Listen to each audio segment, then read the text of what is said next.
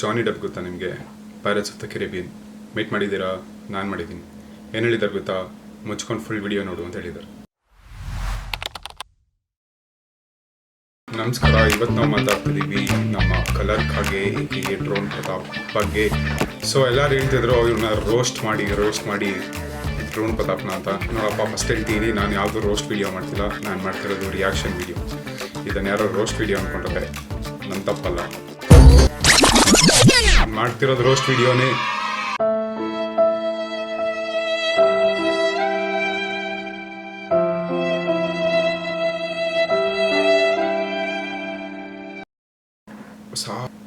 ಹೊಸ ಕಲರ್ ಖಾಗೆ ಆರಿಸಿರುವಂಥ ಒಂದು ವಿಚಿತ್ರ ಪ್ರಾಣಿ ಬಗ್ಗೆ ಮಾತಾಡ್ತಾ ಇದ್ದೀವಿ.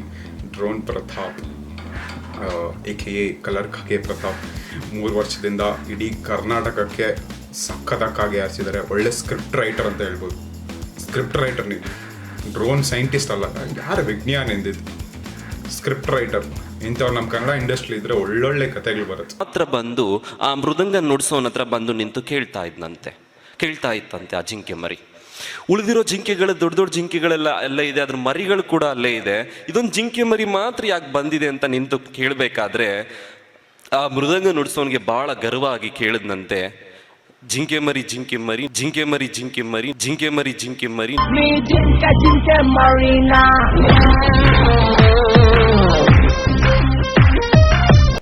ಹೇಗೆ ಒಂದು ಬಾಳೆಹಣ್ಣು ಒಂದು ದೇವಸ್ಥಾನಕ್ಕೆ ತಗೊಂಡೋಗಿ ಹೊರಗಡೆ ತಂದ ತಕ್ಷಣ ಪ್ರಸಾದ ಆಯಿತೋ, ಅದೇ ರೀತಿ ನಾವು ಉತ್ತಮವಾದ ಒಂದು ಮೌಲ್ಯಗಳನ್ನ ರೂಢಿಸ್ಕೊಂಡು ಒಳ್ಳೆ ಜ್ಞಾನವನ್ನು ಪಡ್ಕೊಂಡು ನಾವು ಕೂಡ ಬಾಳೆಹಣ್ಣು ರೀತಿ ಹಾಕ್ಬೇಕಂತ ಹೇಳಲಿಕ್ಕೆ ಇಷ್ಟಪಡ್ತೇನೆ.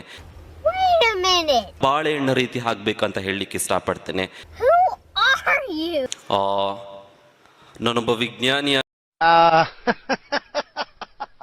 Are you comedy me?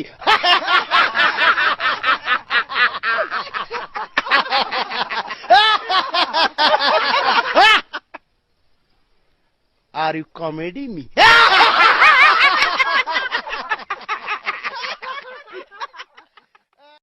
So ಈ ಡ್ರೋನ್ ಪ್ರತಾಪ್ ಮಾಡಿರುವಂಥ ಒಂದು ಸ್ಪೀಚ್ ಏನಿದೆ, ಒಂದು 3-4 ಸ್ಪೀಚ್ ನೋಡ್ತಿದ್ದೆ. ಎಲ್ಲರೂ ಹೇಳ್ತಿದ್ರು ಇದು ಡ್ರೋನ್ ಪ್ರತಾಪ್ ಮೇಲೆ ಒಂದು ವಿಡಿಯೋ ಮಾಡಿದ್ರು, ನೋಡು ಏನಾಗಿದೆ ಹಂಗೆ. ನಾನು ಗಾಬರಿ, ಏನಿದು ಎಲ್ಲ ಸುಳ್ಳ? ಹೌದು, ಯಾರು ಕ್ವಶನ್ ಮಾಡಲಿಲ್ಲ. ಯಾರು ಕ್ವಶನ್ ಮಾಡಿಲ್ಲ. ಅವನು ಹೇಳ್ದ ಡ್ರೋನ್ ಮಾಡಿದೆ ಅಂತ ಈ ವೇಸ್ಟಿಂದ ಎಲ್ಲರೂ ನಂಬೋದು.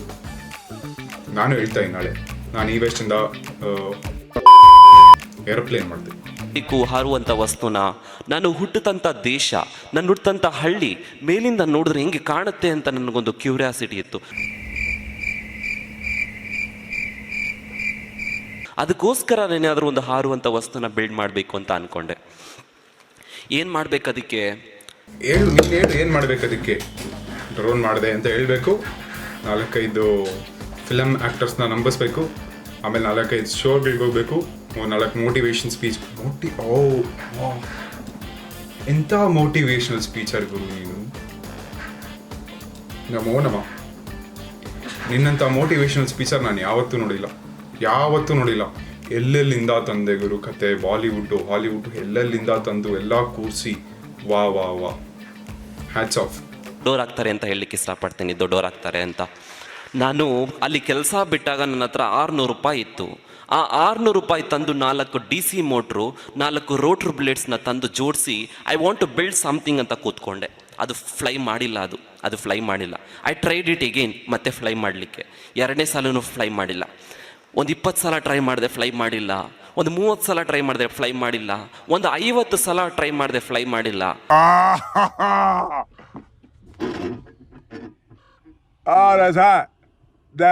ಜೀವನದಲ್ಲಿ ಏನಾದರೂ ಸಾಧನೆ ಮಾಡಬೇಕು ಅಂತ ಬಂದರೆ ನೀವು ಹಸು ಬಿಡಬೇಕು. ಹಸುವಲ್ಲಿ ನರಳಿದ್ರು ಯು ಡೋಂಟ್ ಕೇರ್. ಊಟ ಬಿಡ್ಬೇಕು, ನಿದ್ರೆ ಬಿಡ್ಬೇಕು, ಎಲ್ಲ ಬಿಟ್ಟು ಕೆಲಸ ಮಾಡಿದ್ವಿ. ಎಲ್ಲ ಬಿಟ್ಟು ಕೆಲಸ ಮಾಡೋದು ನನ್ನ ಮಗನ್ ಮಾಡ್ಬೇಕು. ನಾನು ಹೇಳ್ತಾ ಇರೋದು ಎಲ್ಲ ಬಿಟ್ಬಿಡಿ ಅಂತಲ್ಲ. ಅಣ್ಣ ಎಲ್ಲ ಬಿಟ್ಟು ಅಂತ ಹೇಳಿಲ್ಲ, ಇವಾಗ ಹೇಳ್ತಾರೆ. 8 ಅವರ್ ಮಲಗೋದನ್ನ 3 ಅವರ್ಗೆ ತನ್ನಿ, 4 ಹೊತ್ತು ತಿನ್ನೋದನ್ನ 2 ಹೊತ್ತಿಗೆ ತನ್ನಿ. ತಿಂದು ಕೆಲಸ ಮಾಡಿ ಅಂತ ಹೇಳಲಿಕ್ಕೆ ಇಷ್ಟಪಡ್ತೀನಿ. ಕೆಲಸ ಮಾಡಿ ಕೂತು ಅಣ್ಣ ಇಂಡೈರೆಕ್ಟಾಗಿ ನಾನು ಬೈತಾನೆ. ಇಲ್ಲಿ ಕೂತು ನಾನು ವಿಡಿಯೋ ಮಾಡ್ತಾ ಇದ್ದೀನಿ. ನಾನೇನು ಮಾಡೋಕ್ಕಾಗಲ್ಲ. ನನಗೆ ಇಂಡೈರೆಕ್ಟಾಗಿ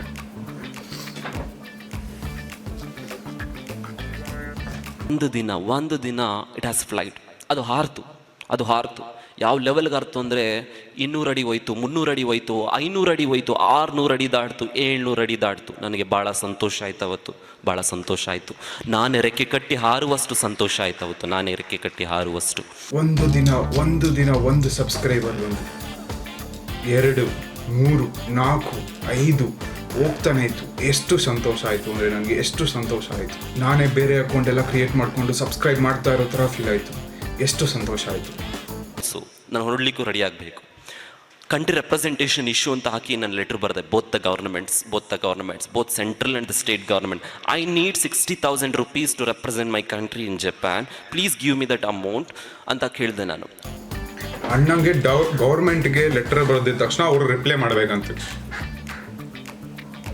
ಅವ್ರು ಬಜೆಟ್ ಅನೌನ್ಸ್ ಮಾಡ್ತಾರೆ, ಅದೆಲ್ಲ ಪರವಾಗಿಲ್ಲ. ಅಣ್ಣನಿಗೆ ಡ್ರೋನ್ ಮಾಡ್ತೀನಿ ಅಂದಿದ ತಕ್ಷಣ ಅವರು ಗೌರ್ಮೆಂಟ್ ಅವರು ಎರಡು ಗೌರ್ಮೆಂಟ್ ಅವರು ರಿಪ್ಲೈ ಮಾಡಬೇಕು.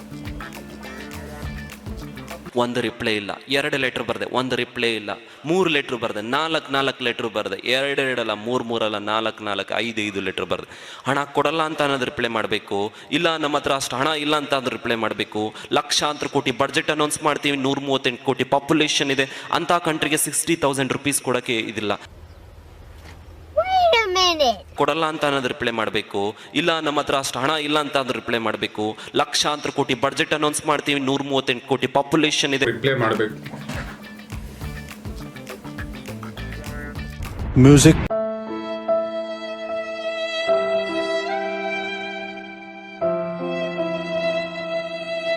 ಬರ್ತಾ ಇದ್ದೆ.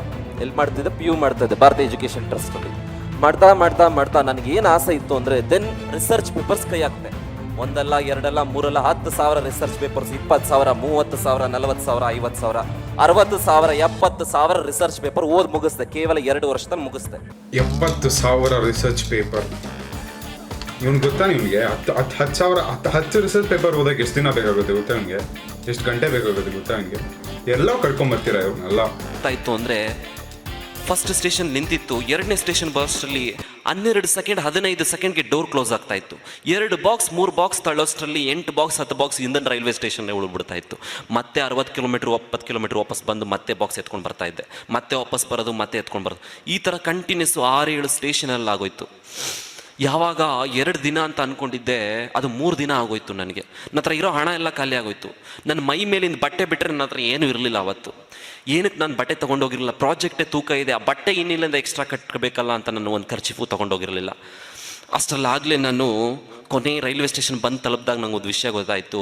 ಇನ್ನು ನನ್ನ ಲಗೇಜ್ ಇಟ್ಕೊಂಡು 8.5 ಕಿಲೋಮೀಟ್ರ್ ನಡ್ಕೊಂಡು ಹೋಗಬೇಕು ಅಂತ. ನನಗೆ ಭೂಮಿನೇ ಕುಸ್ತಂಗೆ ಆಗೋಯ್ತು. ನಾನು ನಿಜವಾಗ್ಲೂ 360 kg ಲಗೇಜ್ ಎತ್ತಿ ನಾನು ಕೊನೆ ಎಕ್ಸಿಬಿಷನ್ ಸೆಂಟ್ರ್ವರೆಗೂ ಅಂತ ಎತ್ಕೊಂಡು ಹೋಗ್ತಾ ಇದ್ದೆ. ಸೈಡಲ್ಲಿಟ್ಟೆ, ಮತ್ತೆ ಎತ್ಕೊಂಡೆ, ಮತ್ತೆ ಎತ್ಕೊಂಡೆ. ಬೆಂಚ ಅಣ್ಣ ಟೋಕಿಯೋಗೆ ಹೋಗೋ ಕಥೆನೇ ಒಂಥರ ಡಿಫ್ರೆಂಟ್ ಲೆವೆಲಲ್ಲಿ ಹೇಳಿ. ಒಂದೊಂದು ವಿಡಿಯೋನಲ್ಲಿ ಒಂದೊಂದು ಡಿಫ್ರೆಂಟ್ ಲೆವೆಲಲ್ಲಿ ಒಂದು ವಿಡಿಯೋನಲ್ಲಿ ಹೇಳ್ತಾರೆ 360 kg ಡ್ರೋನ್ ಎಕ್ವಿಪ್ಮೆಂಟ್ಸ್. ಮತ್ತು ಅವರು ಏನು ಹೇಳ್ತಾರೆ, ಅವ್ರ ಹತ್ರ ಲ್ಯಾಪ್ಟಾಪ್ ಇರಲಿಲ್ಲ, ಲ್ಯಾಪ್ಟಾಪ್ ಬದಲಾಗಿ 4-5 ಕಂಪ್ಯೂಟರ್ ಸ್ಕ್ರೀನ್ಸ್ನ ಎಲ್ಲ ಪ್ಯಾಕ್ ಮಾಡಿಕೊಂಡು ಹೆಚ್ಚು ಕಮ್ಮಿ 360 kg ಇತ್ತು. ಅದನ್ನು ಇಲ್ಲಿಂದ ಅಂದರೆ ಬೆಂಗಳೂರಿಂದ ಟೋಕಿಯೋ ತನಕ ತೊಗೊಂಡೋಗಿ. ಯಾವ ಶಾರ್ಟ್ ಆಫ್ ಫ್ಲೈಟಲ್ಲೂ 360 kg ತೊಗೊಂಡೋಗಿ ಬಿಡಲ್ಲ. Maximum 50 kg. ಯಾವ್ದು ಇಂಟರ್ನ್ಯಾಷನಲ್ ಫ್ಲೈಟಲ್ಲೂ ಮ್ಯಾಕ್ಸಿಮಮ್ 50 kg. ಈ ಅಣ್ಣ ಯಾವಾಗ 360 kg ತೊಗೊಂಡೋಗಿದ್ದು ಫ್ಲೈಟಲ್ಲಿ? ಯಾವಾಗ ತೊಗೊಂಡೋಗಿದ್ದು? ಟೋಕಿಯೋ ಏರ್ಪೋರ್ಟಿಂದ ಟೋಕಿಯೋ ಬಿಗ್ ಸೈಟ್ ಏನಿದೆ ಐರಿಕ್ಸ್ ಅಂತ ಹೇಳ್ಕೊಂಡಿದ್ದಾನೆ, ಅದು ನಡೆದಿದ್ದು ಟೋಕಿಯೋ ಬಿಗ್ ಸೈಟ್ 2017. ಏರ್ಪೋರ್ಟಿಂದ ಬಿಗ್ ಸೈಟ್ಗೆ ಹೋಗುವಷ್ಟು ಏನು ದೊಡ್ಡ ವಿಷಯ ಅಲ್ಲ. ಇದನ್ನು ಏನು ಡೋನ್ ಪ್ರತಾಪ್ ಹೇಳ್ಕೊಂಡಿದ್ದು ಆ ಬಾಕ್ಸ್ ಒಂದು ಎತ್ಕೊಂಬಂದಿಟ್ಟೆ, ಮತ್ತೆ ಹೋಗೋದೆ ಇನ್ನೊಂದು ಬಾಕ್ಸ್ ಎತ್ಕೊಂಬಂದಿಟ್ಟೆ. ಏನು ಗುರು ಹೇಳ್ತಿದ್ಯಾ ನೀನು? ಪುಂಗ್ಬಿಡ್ತಿದ್ಯಾ ಗೊತ್ತು? ಎಲ್ಲ ಹೇಳ್ತಿರೋದೇ ಪುಂಗೆ. ಅದು ಕರೆಕ್ಟಾಗಾದ್ರೆ ಹೇಳು, ಜನ ನಂಬೇಕಲ್ಲ. ನಂಬಿಟ್ಟಿದ್ರಲ್ಲ.